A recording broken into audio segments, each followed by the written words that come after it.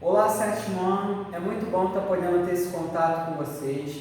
Hoje a gente vai dar continuidade à nossa matéria. A gente já falou sobre romantismo e realismo, agora a gente vai falar sobre impressionismo, a arte impressionista. O impressionismo surgiu na década de 1860, na França, e foi um movimento artístico que revolucionou a pintura, dando início às grandes tendências da arte do século XX. A busca pelos elementos fundamentais da arte levou os pintores impressionistas a pesquisarem a produção pictórica. Produção pictórica é a produção de imagens, não mais interessados em temáticas nobres. Temáticas nobres a gente faz referência ao romantismo, ou no retrato fiel da realidade, que nada mais é do que o realismo, mas em ver o quadro como obra em si mesma. Como assim, turma? O impressionismo ele vai trazer uma tendência nova artística, não vai falar sobre as temáticas nobres, nem do retrato da realidade, ele vai trazer uma nova identidade para a arte. No impressionismo, a pintura busca o registro das tonalidades que os objetos adquirem ao refletir a luz solar em um determinado momento, pois as cores da natureza se modificam constantemente, dependendo da incidência da luz do sol. Desse modo, o artista busca a impressão da luz no momento determinado. Como assim? Se eu fizer a pintura de uma árvore e essa árvore estiver sendo iluminada meio-dia, como é que vai ser essa pintura? O sol vai estar refletindo diretamente nela, uma luz muito forte. E, por exemplo, se eu fizer essa pintura já no anoitecer, vai ser uma pintura um pouco mais escura, com uma luz do sol diferente. É isso que o impressionismo tenta trazer, a luz do sol e como essa luz modifica as cores que o objeto tem. Tá bem? Aqui a gente pode ver, um quadro de Claude Monet, Impressão Nascer do Sol. Como assim? Nascer do sol, é o sol nascendo. Então a pintura está trazendo a ideia das cores e da luz do sol no amanhecer. Como é que seria essa pintura se estivesse no sol do meio-dia? É isso que o impressionismo traz, com que o observador, nós quando estamos olhando aquela obra, a gente tente imaginar o momento exato que o pintor impressionista fez aquela obra, tá bem? Os efeitos ópticos descobertos pela pesquisa fotográfica, a composição de cores e a formação de imagens na retina, nos olhos do observador, influenciaram profundamente a estética, a beleza das pinturas impressionistas. Então vamos lá. Efeitos ópticos descobertos pela fotografia. Que efeitos são esses? São os efeitos da luz, tá bem? A formação de imagem na retina, o observador. Quem está olhando a imagem agora vai participar da obra de arte, porque a pessoa que está observando vai ter que fazer uma interpretação, uma leitura de imagem e a composição de cores que o objeto tem. Então vamos lá, luz, as cores do objeto e o observador, aquela pessoa que está olhando a imagem. Vai precisar desses fatores para a gente conseguir entender uma obra impressionista. Nas obras impressionistas, a linha de contorno das figuras não deve ser nítida. Como assim? A linha de contorno, pois ela é uma abstração do ser humano para representar imagens. Quando a gente faz um desenho, a primeira coisa que a gente faz é a linha de contorno, porque ela facilita o desenho. Você consegue separar o que você quer desenhar ou não. No impressionismo isso não existe mais, porque os objetos eles não têm mais contorno. Eles vão ser feitos através de pinceladas ou de pontilhismo. Tá bem? Vamos lá. Vocês conseguem ver alguma linha de contorno aqui nessa imagem? Não tem. Eu quero que vocês abram o slide. Aí quem puder, depois da aula, abrir o slide pelo celular, dá um zoom nas imagens e vê se vocês encontram essa linha de contorno. tá? A gente está fazendo uma leitura de imagem, tá bom? Ó, não tem linhas de contorno e observa as luzes que tem, tá bom? As sombras devem ser iluminadas, luminosas e coloridas, para denotar a impressão visual que em realidade elas causam, e não escuras ou pretas, da maneira como os pintores costumam representar no passado. Normalmente, quando a gente faz o desenho de uma sombra, a gente já não coloca um preto, a gente já não taca preto na sombra. No impressionismo, a sombra não vai ser escura, ela vai ser iluminada. Então, muitas vezes a gente vai ver sombras com tons de violeta, com tons de verde bem escuro, porque a ideia do impressionismo é falar sobre luz, nunca sobre o escuro, que normalmente a gente vê no Barroco, no Renascimento. Sendo assim, os contrastes de luz e sombra, ó, luz e sombra, o contraste que tem do preto e do branco, devem ser obtidos de acordo com as leis das cores complementares. Um amarelo próximo a um violeta produz uma impressão de luz e de sombra, muito mais real do claro e escuro, tão valorizados pelos pintores barrocos. Como assim, turma? Quando eu coloco as sombras coloridas, sem ser branco e preto, quando eu coloco elas com amarelo e roxo, isso dá uma ideia mais realista da imagem, tá bem? A gente falou sobre as cores complementares.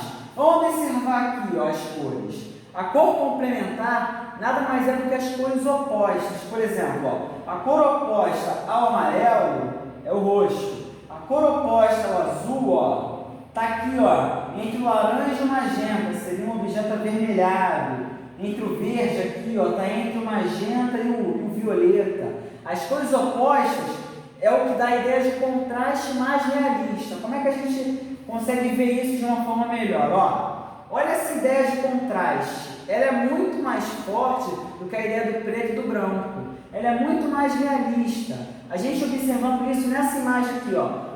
Qual a cor da sombra que vocês estão vendo?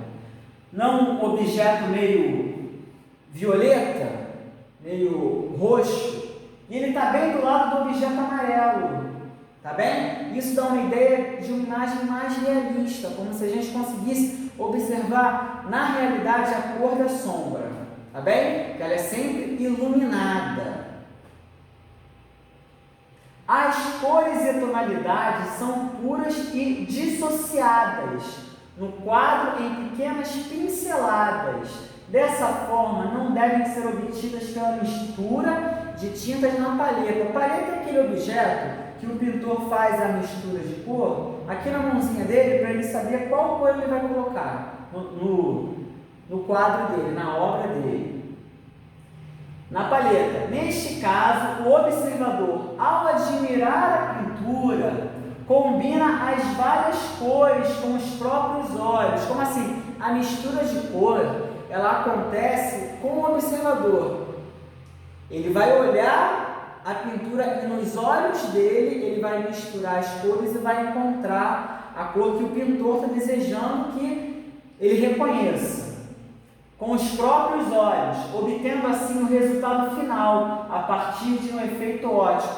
Como assim, turma? Olha só, se eu quero um efeito esverdeado, eu vou fazer uma mistura de cor, com o azul e o amarelo. Amarelo, azul e esse verde que vocês estão vendo aqui, nada mais é do que o nosso olhar para a obra. O nosso olhar, ao misturar o azul com o amarelo, a gente consegue ver o objeto esverdeado. Tá bem, turma? Claude Monet foi um dos grandes representantes do impressionismo.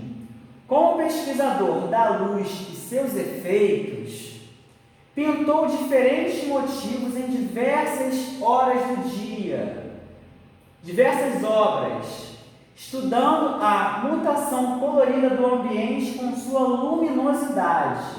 Tá bem, turma? Então, olha só, ele era um observador, um pesquisador da luz e criou métodos científicos que a gente consiga ver os efeitos ópticos sem precisar fazer essa mistura de cor.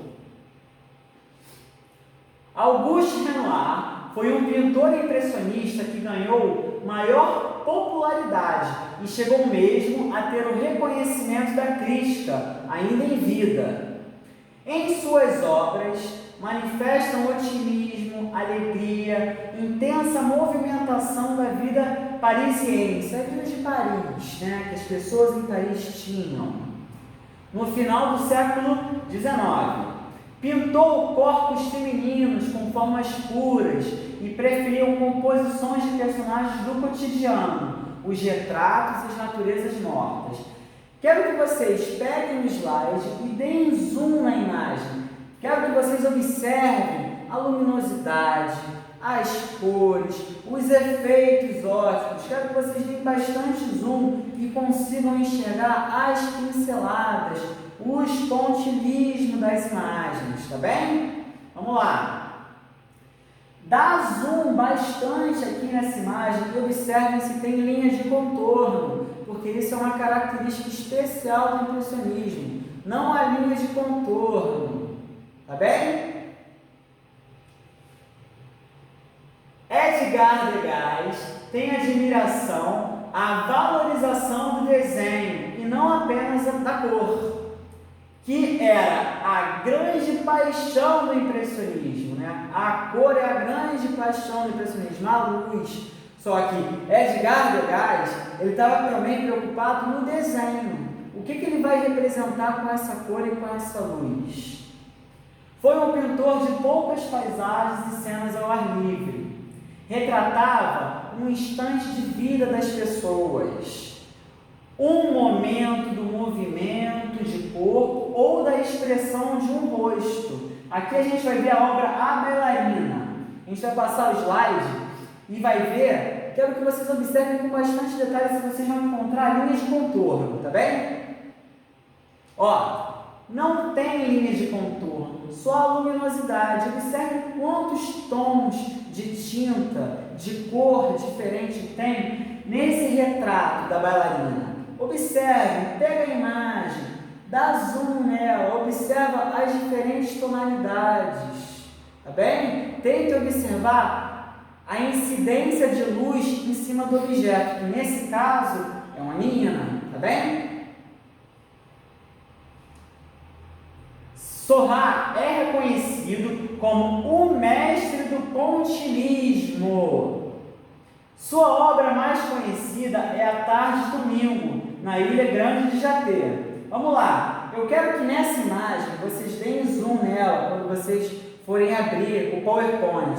Vocês vão reparar que essa pintura foi toda feita com pontilismo, Esse artista ele trouxe isso. Não há contorno. Parece que há contorno, mas é porque a gente está vendo a figura de longe.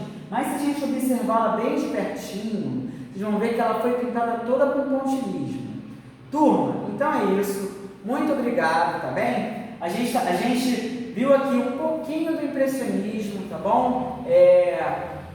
Nas próximas aulas a gente vai ver isso com mais detalhes através de exercícios. Muito obrigado.